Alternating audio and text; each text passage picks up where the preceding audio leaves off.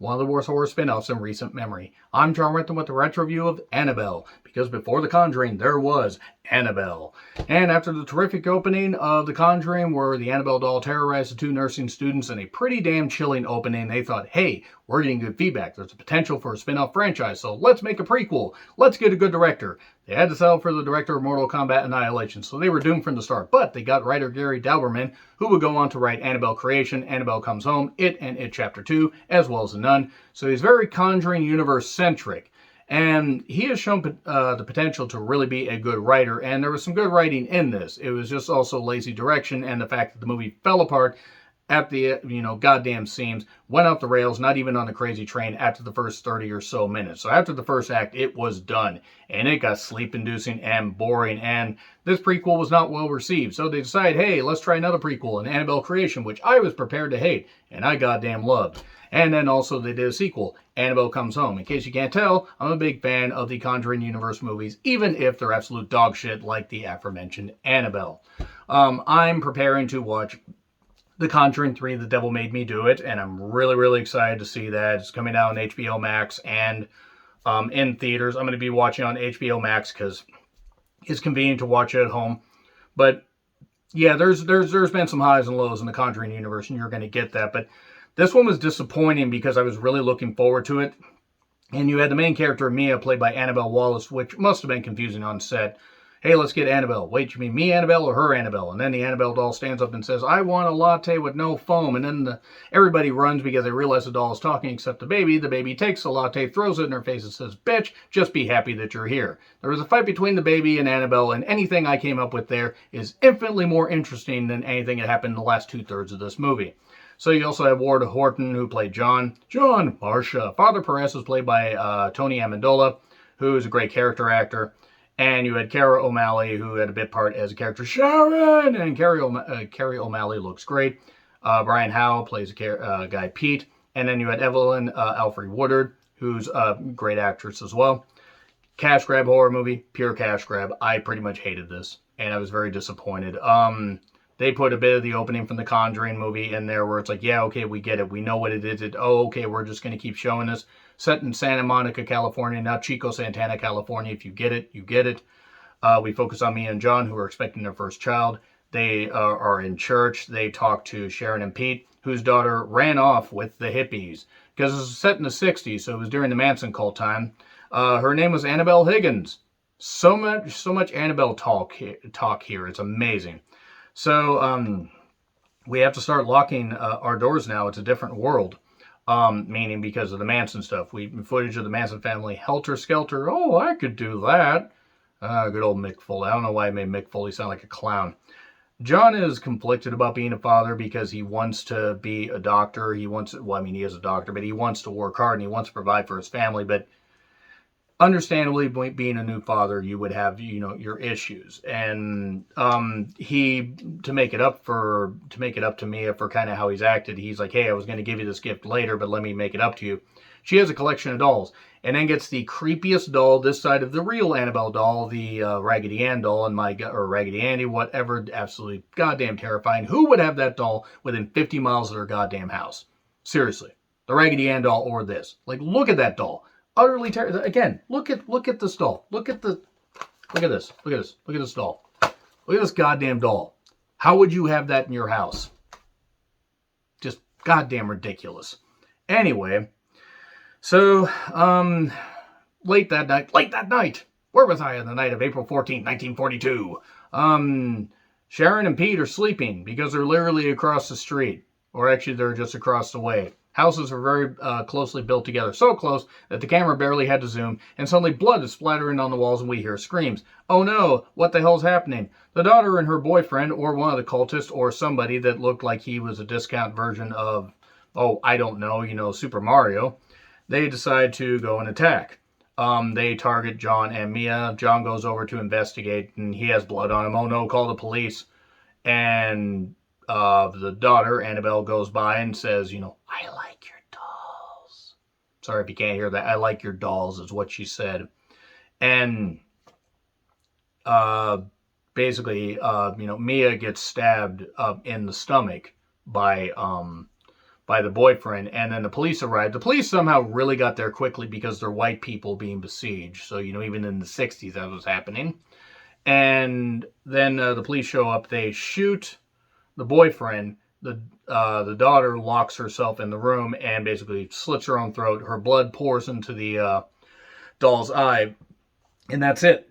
And then, in all my years, I've never seen anything as gruesome as this, according to the police report. And then she's put on bed rest, naturally traumatized. And, oh yeah, the doll's possessed, like rocking in a rocking chair and stuff like that. If anything happens, you will, it's like, please say you'll save the baby. Ready? I kick the baby. Don't kick the baby. From here, the movie descends into absolute boredom. I mean, and I get it. You have to set the tone after that. You can't just have horror happen. But from there and about a few minutes after, I would say the movie peaks. That night, things start happening. The sewing machine turns on by itself. You get strange noises. The Annabelle doll is in a rocking chair. Before remotes, people just threw books at TVs to shut them off. I'm just going to start making jokes now because this movie was absolute shit. John goes away on business because he's got to attend a conference. That doll, get rid of it. She had it in her hand, so he throws the doll away, and then they move, and then somehow end up with the doll in the box. So, but before that, we get the detective saying that the people that killed you, that tried to kill you, the people that killed you were satanic. How you're still alive now, I don't know. You're zombies. What's in your head? What's in your head? And then popcorn and sewing action. Jiffy Pop demonic action. I would have actually popped for that. Jiffy Popped, if you will. And then, the demon starts to pull Mia back in because it's like, clean up your damn mess that you caused. What am I paying you people for? I would have actually popped for a demon, landlord. That would have been funny. And demonic encounters induce labor. Who knew? Because John comes back from business and the daughter is born. They move to another place, and me and the kid are basically, they've been isolated. Church with the child never goes well. Father Perez, Amendola's character, takes a picture of, Mia and her child, and that comes back into play a little bit later. Unpacking the dolls in the box. Mia says she'll keep it. We gotta move on from this stuff or whatever. You're right. Well, no, it's pretty obvious that the shit's gonna go south. There's two kids that provide some sort of filler by drawing stuff like the girl, and then they decide to go have dinner. Or they're going to have like a business dinner and stuff, or not business dinner. He's going to stop doing business and he's going to have a nice dinner with her, but he has to work late. So she has dinner and she eats his plate and everything because why not? And then, basically what ends up happening is, the girl had wrote, or had drawn a whole bunch of pictures. Mia comes back from her walking, little walking stint, and finds these pictures are of like the baby carriage getting hit by a truck. Why would somebody draw that? Why would the girl draw that? Well, John says he'll talk to the parents. It wasn't the girl that did it. It was Annabelle. Mia, you goddamn idiot. So, and these damn self-aware curtains with demons, hiding in them and stuff like that, and holding the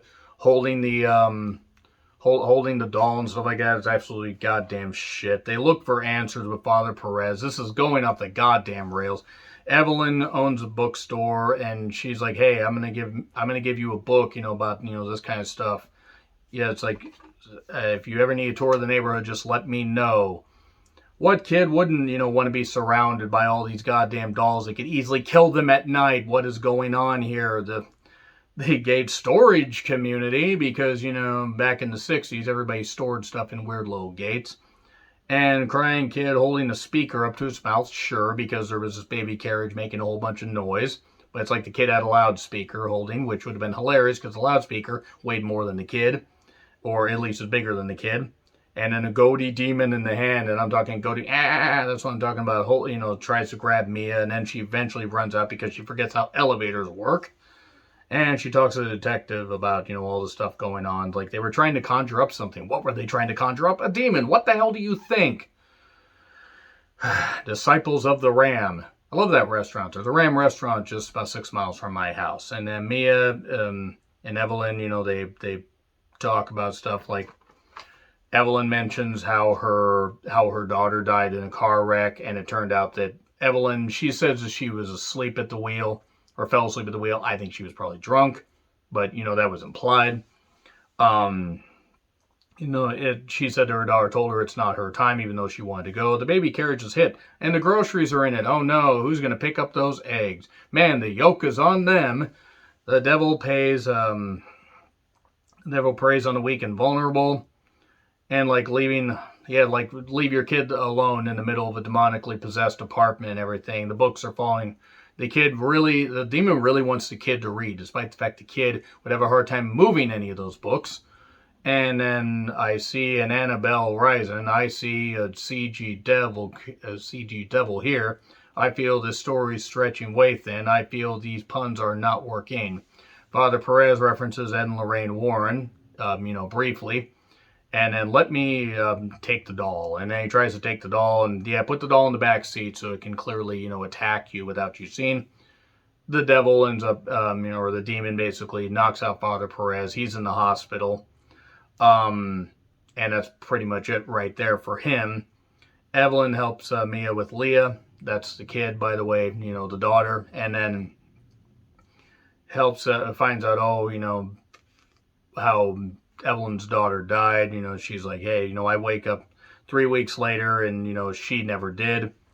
And then Father wakes up, I saw the evil. It wasn't good. It wants her soul. John calls Mia, and the line's all messed up because phone lines never work at this point in horror movies. And then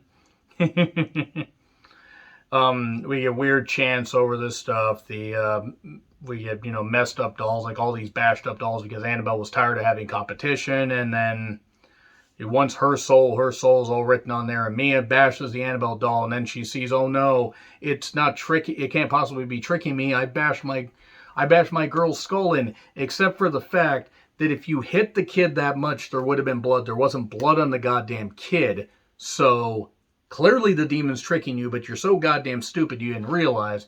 I need to go. I need to dive out the window. And then Evelyn's like, no, this is my time. I'm going to do it. This all happens within the last 15 minutes, by the way. Just accelerating. They were like, okay, the first 30 minutes were this, or like even the first 20 minutes with like, the I like your dolls thing. And then everything grinds to a halt, and then they suddenly throw all this shit in at the end. Evelyn falls down, and then the doll suddenly goes missing. Maybe just toodles on and walks off. Who the hell knows? And then maybe it's like that Slacks thing, and it just walks away. You remember Slacks? Anybody watch that on Shudder? Like a pair of killer jeans. Genius filmmaking. So, ends up in the shop. Oh, my daughter, she's a nurse, always helping people. Oh, she'll love this. Yeah, that's all I gotta say about that. Yeah, Annabelle. I'm gonna give it I would give it a D. Pretty much because of the first 30 minutes are pretty good. The rest of it is absolute dog shit. It's the worst edition of the goddamn Conjuring universe. I almost want to give it an F, but I can't because of that opening. Anyway, let me know your thoughts in the comments. Like, share, subscribe, Twitter handle in the description. I'm John Retlin. I'll see you soon.